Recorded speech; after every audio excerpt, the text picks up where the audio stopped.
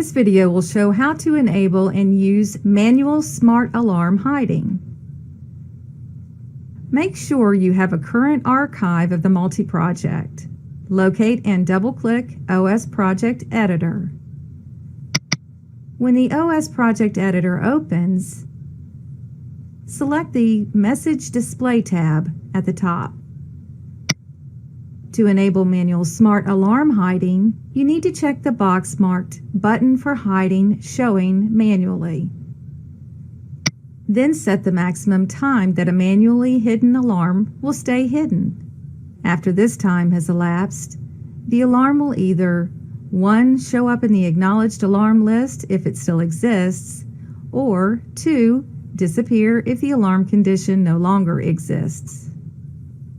Make sure you always check the Basic Data tab to verify that you won't be overriding pictures, scripts, or picture modules that have been modified from the originally installed versions. Overriding these could make the OS not function correctly, and is why it's best to have a current archive of the project. Click OK to apply the changes. Then close OS Project Editor. Let's exit the OS Server project.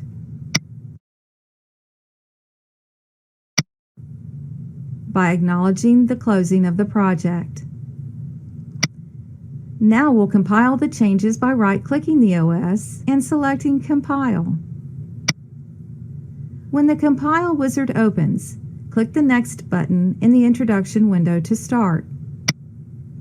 Verify that the project areas are shown. Then select Next. Areas can be excluded from this compile by deselecting them on the left. On the right, you can select the network connection. PCS7 best practice is to use named connections. Click Next. In this example, we'll select all data and a scope of changes. Click Next. Finally, confirm your selections and click Compile. Compilation should produce no errors or warnings. Acknowledge by clicking OK. Now let's look at the OS after it has been downloaded. First, take notice that there are no alarms showing in the single alarm line at the top. If we select the Alarm Logging button in the key set at the bottom, the Incoming Alarm list will open, showing that there are no incoming alarms. Click the Previous Graphic Picture button at the lower left to return to the picture we were previously looking at. Open the faceplate for LIA 214 Level Indicator by left-clicking its block icon. Select the Limit Values button in the faceplate to display the Limit Values view. Select the H Alarm entry box. Then enter a value that is lower than the one shown on the block icon. In this example, the value entered is 200. Click the OK button to write the change to the CPU and close this entry window. Notice that an incoming alarm has been created. Close the faceplate. Now let's reopen the incoming alarm list, where the alarm shows up that has just triggered.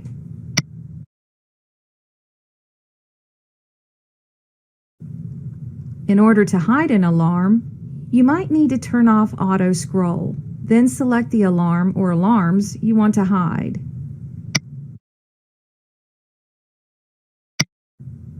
Clicking the button that looks like a light bulb with a red and white minus sign will stop the highlighted alarms from being displayed anywhere in the entire HMI. Notice that the LIA 214 high-level alarm has disappeared from the incoming alarm list. However, selecting the Hidden Alarm List button at the bottom key set shows all alarms being hidden.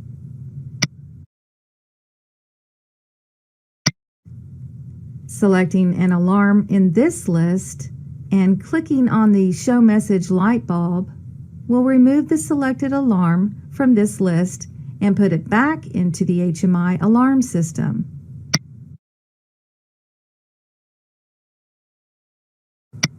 If you select the incoming alarm list, you'll see that the alarm does not return to the incoming alarm list.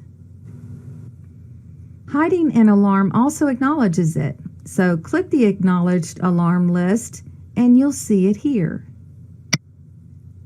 If the time set in OS Project Editor is exceeded, the alarm will automatically return to the HMI alarm system, the same as shown here.